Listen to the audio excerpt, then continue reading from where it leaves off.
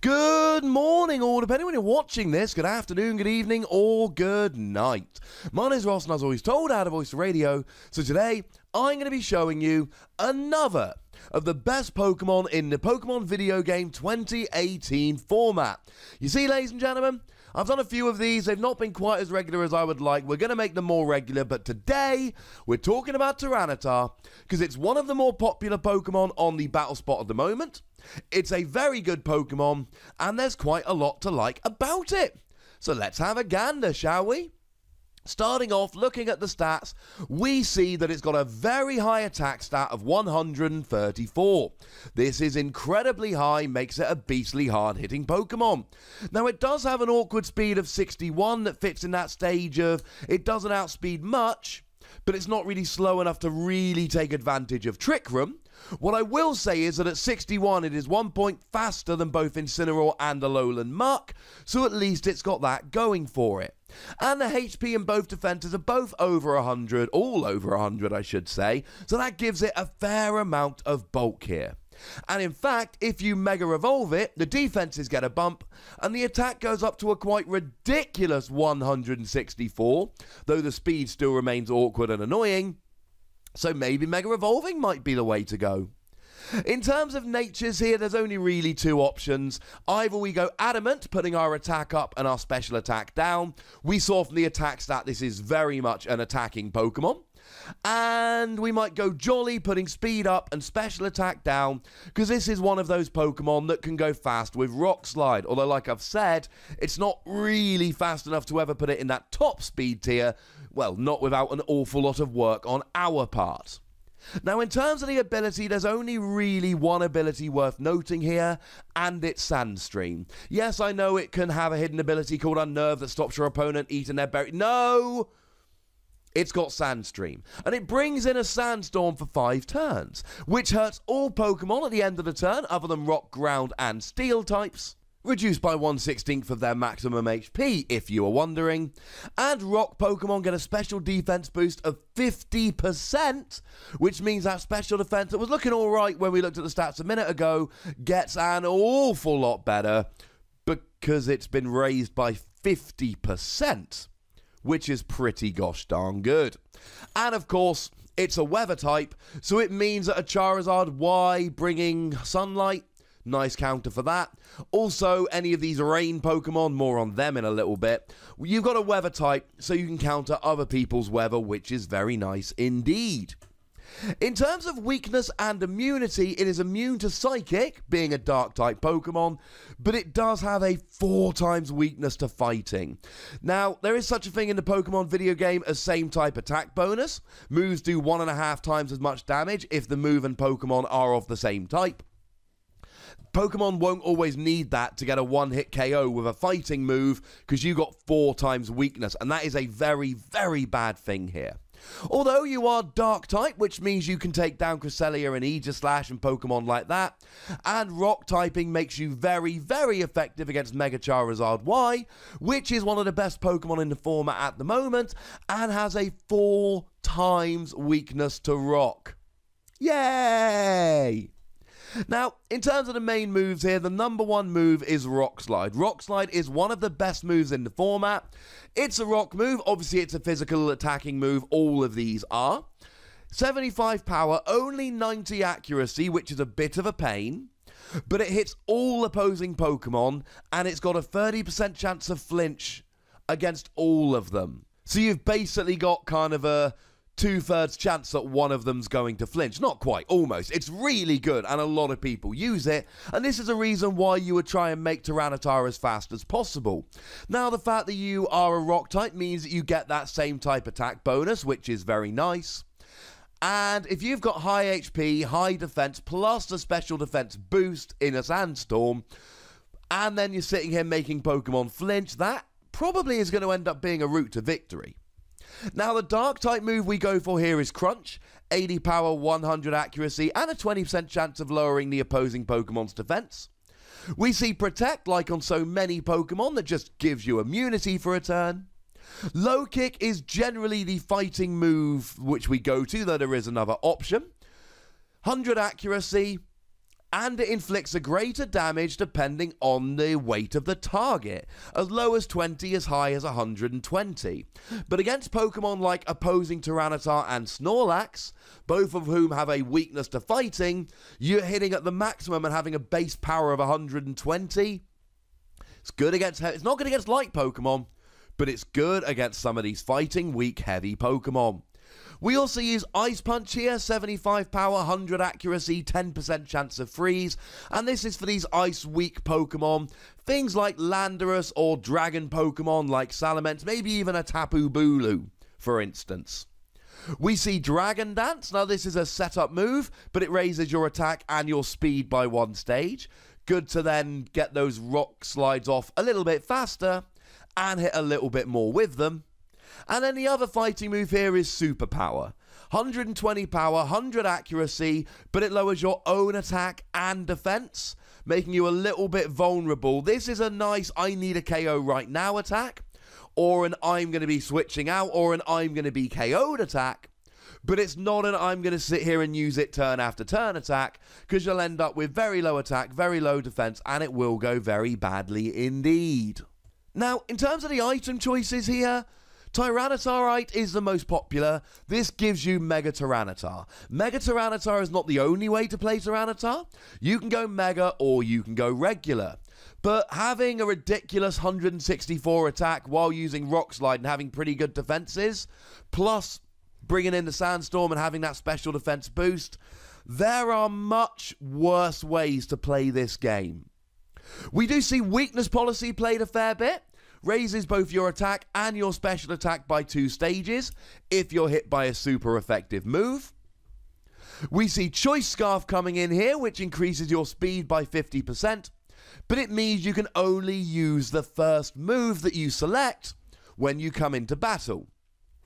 This would be used on a Jolly Tyranitar, and it would just be using Rock Slide. You wouldn't have to worry about using any other move, because you'd just be using Rock Slide. And the combination of Jolly and Choice Scarf will then allow you to outspeed a fair bunch of Pokemon, and you can always play it with a Pokemon that uses Tailwind to increase your speed.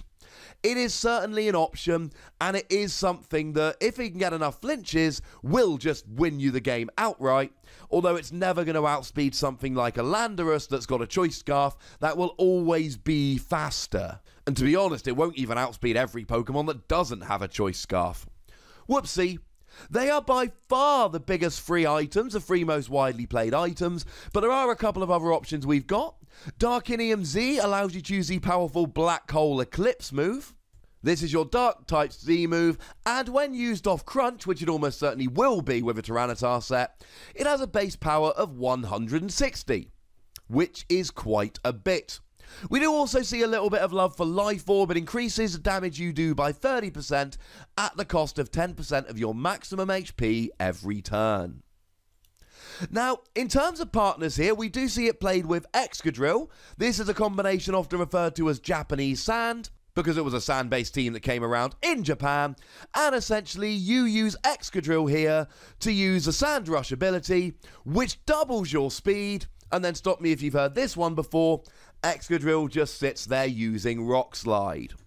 We see it played with Salamence. Now it's a flying type, so it's got ground immunity. Tyranitar is weak to ground. It's got Intimidate, which lowers your opponent's attack. And it's got Hyper Voice, which is a flying type spread move, which will combine very nicely with Rock Slide. Yay! Now, one of the most common ways to play Tyranitar is in the not terribly nicely named Fat Core. Finny, Aegislash, Tyranitar. 3 bulky good attackers, all of which can absorb different types of attacks. Finny's good against water and fighting and fire and dark, as well as hitting weakness on ground. Aegislash is good against fighting, grass and steel, and it's immune to poison. It also has Wide Guard, which protects your whole team from spread moves, things like Earthquake and Muddy Water, which could otherwise be a pain. And then Tyranitar's really good against Psychic, Ghost, Fire, etc. But it also provides really good weather control. So something like rain is not coming along. Harsh Sunlight is not good against Aegislash, because it makes it super vulnerable to fire moves, and it's not good against Tapu Fini because it weakens water moves. Well, if you're bringing out a Sandstorm, Harsh Sunlight will go away.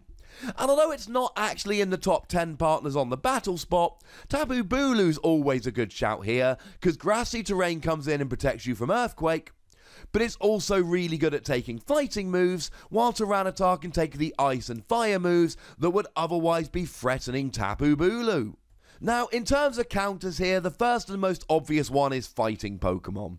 You got a 4 times weakness to fighting, and it's not even just fighting Pokemon, it's any Pokemon with a fighting type move. Rain is really bad as a weather because first of all you lose your special defense boost from the Sandstorm, and secondly you're weak to water, that ain't good. Landorus is not very good against you, it's much faster, it's got Intimidate, and it can carry Earthquake, which you're weak to, or Superpower, which you're 4 times weak to, and it's got a high attack, it will be getting a KO.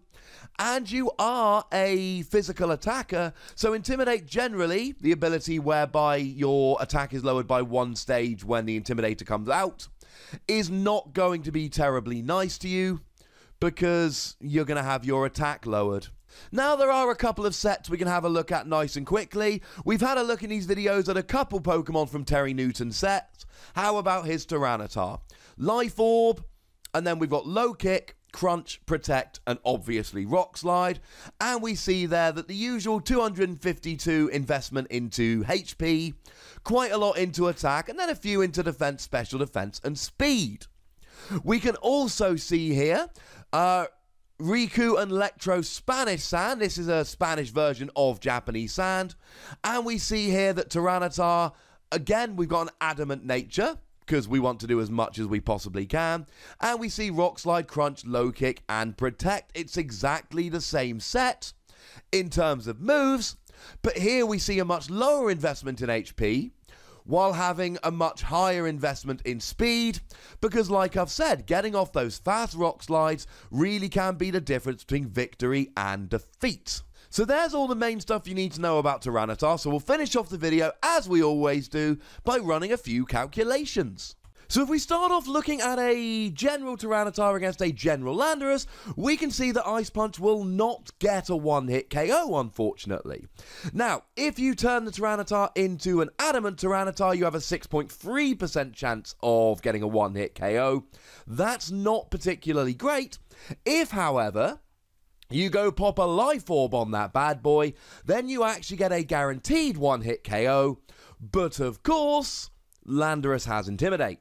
And if we knock the attack down by a stage after an Intimidate, it then goes back to being a 2-hit KO. So you really do need to try and get around Landorus's Intimidate here, or it's just going to go pretty badly. Now, the good news is, instead of using Ice Punch, you could actually use Ice Beam, which is a special attacking move, and you will get a guaranteed one-hit KO, even if you put 0 IVs into special attack and not boosted it at all. And the great thing is, of course, that this will then be not affected by the whole Intimidate thing, because it is, of course, a special attack. Now, if we have a look at Charizard Y here, you can see that Rock Slide is getting a very easy one-hit KO here. Even if we assume that there's an Intimidate coming in, you're still going down to a guaranteed one-hit KO. If you choose to go and pop a Life Orb on there to boost your attack a little bit, then it just becomes utterly ridiculous. And actually, with a Life Orb, your opponent can double Intimidate you and you'll still get a one-hit KO. So the great news is, either way here, you are crushing Charizard Y. Now, looking at Cresselia here, if we look at Black Hole Eclipse, you've used that Darkinium Z, you've still only got a 56.3% chance to get a one-hit KO. Now, if we pop over to Adamant here, then we get a guaranteed one-hit KO with Black Hole Eclipse. So if you are running an Adamant Tyranitar with that Darkinium Z, then you're going to have a very nice time if you come up against a Cresselia. If you're not running an Adamant, then the Black Hole Eclipse becomes a bit more awkward. And if you're not running either of those, then you're basically looking at a 2-hit KO. Not bad against a fairly bulky Pokemon, but still not exactly what we're looking for. Against Aegislash, it shouldn't surprise you here that if you're against the Blade form, then you're looking pretty nice. Crunch is getting an easy one-hit KO without Adamant, without having to go Life Orb or anything like that. If they then pop into Shield form, it becomes a lot more awkward. Crunch is getting a guaranteed 2-hit KO. If we go and add a Life Orb onto there to really boost up our attack quite a bit, we're still on a guaranteed 2-hit KO. If we pop up into Adamant, we've got a 6.3% chance to one-hit KO. So against the Sword form, looking pretty good. Well, the Blade form, I should say. I like calling it the Sword form. But if you're against the Shield form, sorry, ladies and gentlemen, it's not looking ideal. Now, looking at defensive calculations, we can look at Tapu Fini here, and Sand becomes your friend. Because Moonblast is a guaranteed 2-hit KO in Sand. Soon as we take the Sand away, it becomes a guaranteed 1-hit KO. That is a little bit of a pain, and you're really not doing very much back with something like Crunch, for instance. So, you bring out Sand, it's looking quite good, you've got a bit of good survivability there, but it is pretty important when you come up against your Tapu Fini. Looking at Landorus here, it really depends what move you're using. Looking at Earthquake, even if they are adamant and not intimidated, etc., it's still a 2-hit KO. They're not actually getting a KO on your Tyranitar here. If, however, they go for a superpower, it's an easy 1-hit KO. Even if we take that adamant Landorus and knock it down to Jolly to get rid of the attack boost, it's still a 1-hit KO. Even if we bring in an Intimidator to knock their attack down a stage, it's still a guaranteed 1-hit KO. Put very simply, ladies and gentlemen, Landorus and pretty much anything else that's got a decent fighting move will be an issue. But then again, we did say that a couple of times in the video. And that, ladies and gentlemen, is Tyranitar. More options than your average Pokemon in the metagame, but hopefully I've given you enough to think about so you can run around and train your own Tyranitars and have a play. Do let me know which Tyranitars you are planning on training, how you're going to build your team and your particular Tyranitar in the comment section, so go nuts, but remember the rule.